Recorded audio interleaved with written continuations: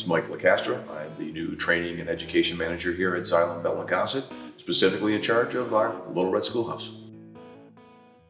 So Little Red Schoolhouse was actually opened in 1954, and the concept of the Little Red Schoolhouse was providing a training environment that was free of sales and marketing influence. We started thinking about changing and updating the Little Red Schoolhouse in late 2016.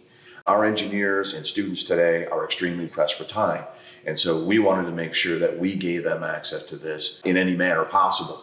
We started to look at what enhancements could we make to a building that was built in 1954 to bring us up to current expectations.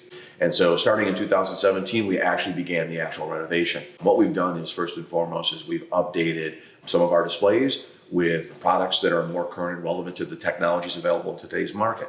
We've also enhanced the audio-visual capabilities here such that we provide a more comfortable environment and using more media to provide the information, as well as hosting webinars and WebExes. Education is still paramount. And so at Xylem Bell Gossett, it's very important for us to be that organization that's providing this training for them. When we look at the tools that are available to us today, the hands-on aspect, being here in the schoolhouse, being able to see equipment cut away, see demonstrations running is valuable.